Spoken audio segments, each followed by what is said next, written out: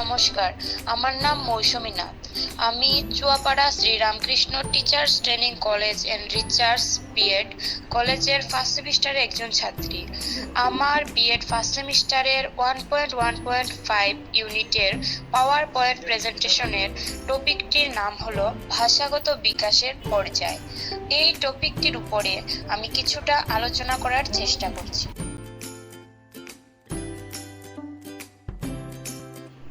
ভাষাগত বিকাশের পর্যায় বিষয়টিকে জানতে হলে আমাদের প্রথমে জানতে হবে মূলত ভাষা বিষয়টি কি, অথবা ভাষা কাকে বলে।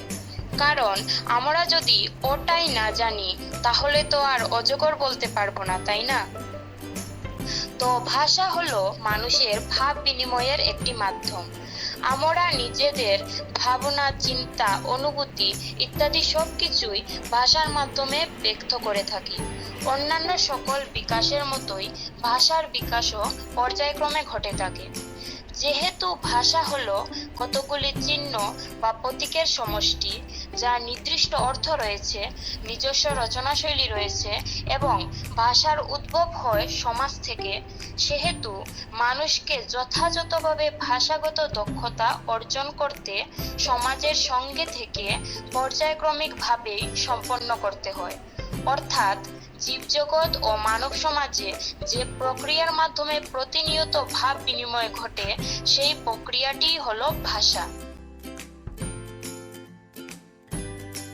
এবারে আমরা দেখে নেব ভাষাগত বিকাশের মূল উদ্দেশ্যগুলি কি কি। ভাষার দ্বারা মানুষ সর্বদা মানুষকে নিয়ন্ত্রণ করে থাকে, তাই ভাষা নিয়ন্ত্রণের একটি মাধ্যমও বলা হয়। এই ভাষাগত বিকাশের বিভিন্ন দিকগুলি উদ্দেশ্য হিসাবে দেখানো হয়ে থাকে।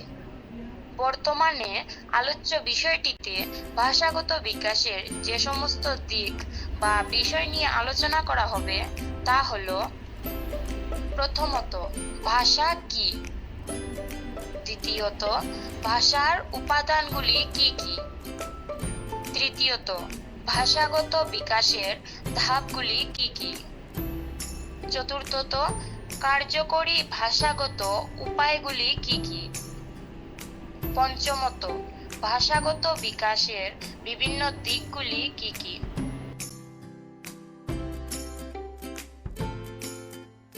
ভাষা কি এই ধারণাটির কোনো সুনির্দিষ্ট, যৌক্তিক ও অবিতর্কিত সংজ্ঞা দেওয়া কঠিন, কেননা যে কোনো কিছুর সংজ্ঞা ভাষার মাধ্যমেই দিতে হয়, তাই ভাষার আত্মসংজ্ঞা প্রদান দুরূহ।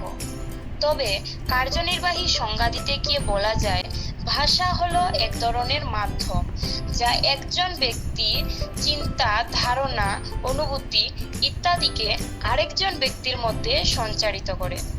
যখন কতগুলি চিহ্ন বা প্রতীক অর্থপূর্ণ কোনো বিষয়কে নির্দেশ করে, তখন তাকে ভাষা বলে। ভাষাগত বিকাশ সর্বদা সামাজিক পরিবেশেই হয়ে থাকে।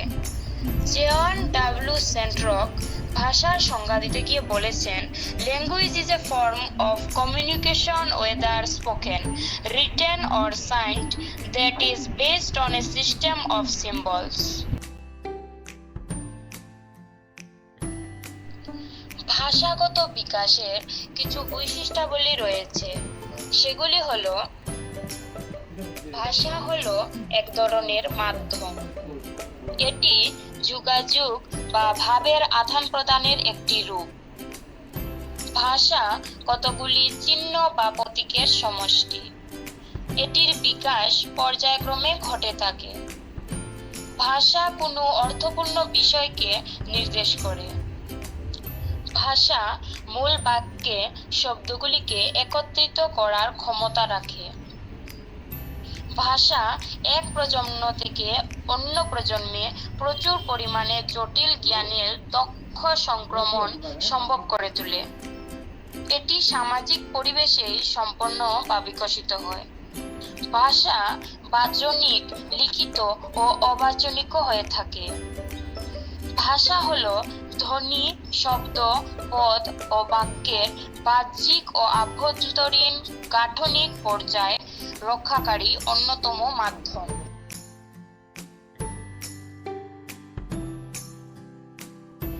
ভাষাগত বিকাশের মূল উপাদানগুলির মধ্যে রয়েছে ধ্বনি, শব্দার্থ, প্রয়োগ ও বাক্যবিন্যাস।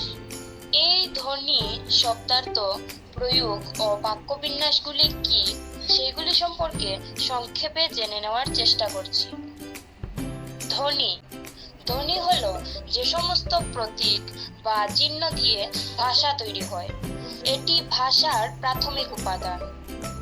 শব্দার্থ এর অর্থ হলো শব্দ ও বাক্যের অর্থ উপলব্ধি, যেমন শিশু ও কিশোর শব্দ দুটির অর্থ ভিন্ন।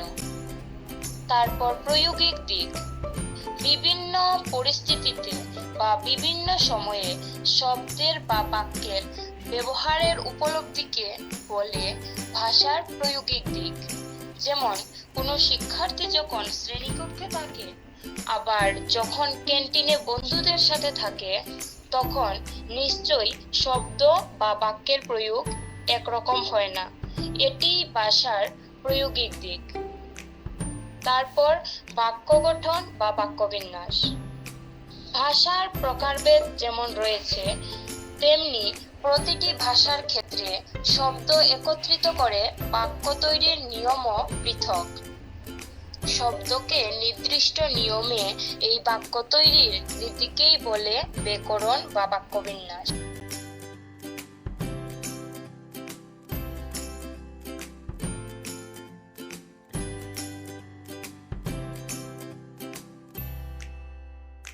এই ভাষাগত বিকাশের বিভিন্ন দিক রয়েছে, সেগুলিকে দুটি ভাগে ভাগ করা হয়েছে।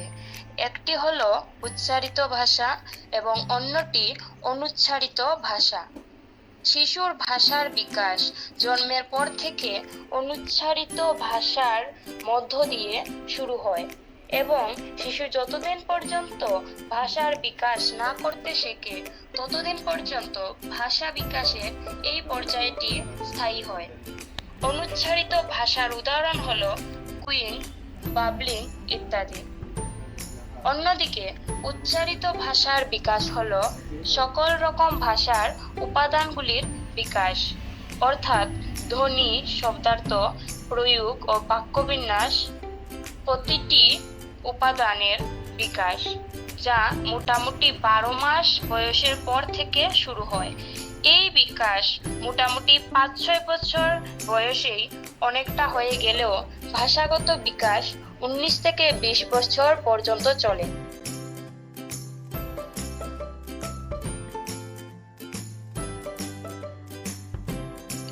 ভাষাগত বিকাশের নানা ধাপ রয়েছে, অর্থাৎ ধাপে ধাপে শিশুর মধ্যে এই ভাষাগত বিকাশ ঘটে থাকে। যেমন জন্মের পর থেকে 2 মাসের কাছাকাছি সময়ে আমরা দেখতে পাই শিশু কুইং করতে পারে। 4 মাস বয়সের কাছাকাছি সময়ে শিশু বাবলিং করতে পারে। তারপর যখন শিশুর বয়স 10 মাসের কাছাকাছি হয়, তখন শিশু প্রথম শব্দ উচ্চারণ করতে পারে।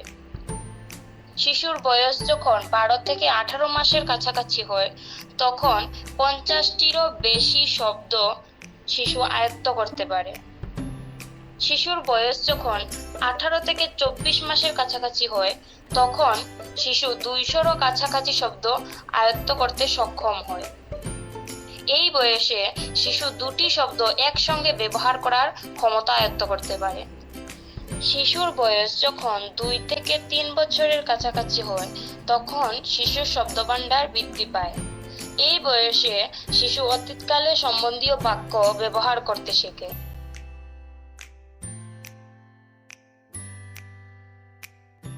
তারপর যখন শিশুর বয়স 3 থেকে 4 বছরের কাছাকাছি হয়, তখন শিশু 3-4টে যুক্ত বাক্য ব্যবহার করতে শেখে। এই বয়সে শিশু প্রশ্নসূচক বাক্য ব্যবহার করতে শেখে, এমনকি বাক্যের প্রয়োগিক দিকের ধারণা তৈরি হতে শুরু করে। 5 থেকে 6 বছর বয়সের কাছাকাছি সময়ে শিশু প্রায় 10,000-এরও কাছাকাছি শব্দভাণ্ডার আয়ত্ত করতে শেখে। এই বয়সে শিশু 2টি সরল বাক্যের সংযোজন করতে শেখে। শিশু দিনে 22টি শব্দ পর্যন্ত আয়ত্ত করার ক্ষমতা অর্জন করে। যখন শিশুর বয়স 6 থেকে 8 বছরের কাছাকাছি হয়, তখন শিশুর শব্দভাণ্ডার আরও বৃদ্ধি পায়। এই বয়সে শিশু ভাষার ব্যাকরণ ব্যবহারের দক্ষতা অর্জন করে। 9 থেকে 11 বছর বয়সের কাছাকাছি সময়ে শিশু কোনো শব্দের সংজ্ঞা নিরূপণ করতে পারে। এই বয়সে শিশু সমার্থক শব্দের ব্যবহারের দক্ষতা অর্জন করতে পারে। যখন শিশুর বয়স 11 থেকে 14 বছর বয়সের কাছাকাছি হয়, তখন শিশু বিমূর্ত শব্দের ব্যবহার করতে পারে। শিশু জটিল ব্যাকরণগত দক্ষতা অর্জন করতে সক্ষম হয়। 15 থেকে 20 বছর বয়সের কাছাকাছি সময়ে শিশু একজন পরিপূর্ণ মানুষ হয়ে ওঠে। এই বয়সে শিশু বয়স্কদের জন্য লেখা প্রবন্ধ, উপন্যাস ইত্যাদি বুঝতে সক্ষম হয়। এইভাবে শিশুর মধ্যে ভাষাগত বিকাশ ঘটে থাকে ধাপে ধাপে।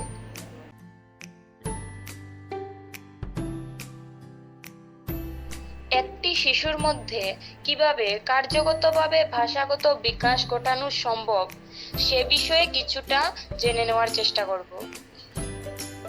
শিশুর ভাষাগত বিকাশ যাতে সঠিকভাবে সম্পন্ন হতে পারে সেজন্য পিতামাতা বা অভিভাবক এবং শিক্ষক শিক্ষিকাগণের যত্নবান হওয়া প্রয়োজন।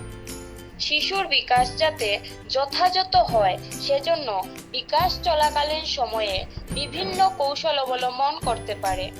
যেমন বিদ্যালয়ে যাওয়ার বয়সে শিক্ষক শিক্ষিকা এবং অভিভাবকদের ভাষার ব্যবহারের প্রতি সতর্ক হওয়া উচিত, কারণ এই বয়সে শিশু ভাষার অনুকরণ করে।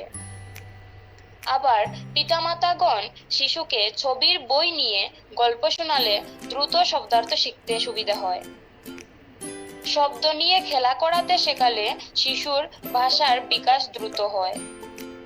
আবার শিশু যখন 2-1টি শব্দ বলতে শেখে, তখন অভিভাবকগণ যদি শব্দগুলিকে একটু বড় করে শব্দ করে পুনরাবৃত্তি করেন, তাহলেও শিশুর ভাষার বিকাশ দ্রুত হয়।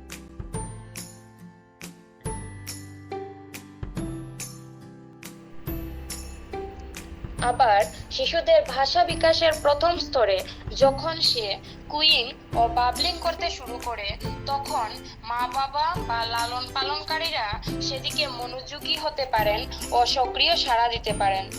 এমনকি শিশু যখন রেডিও বা টিভি দেখে, তখনও শিশুর দ্রুত শব্দভাণ্ডার বৃদ্ধি পায়।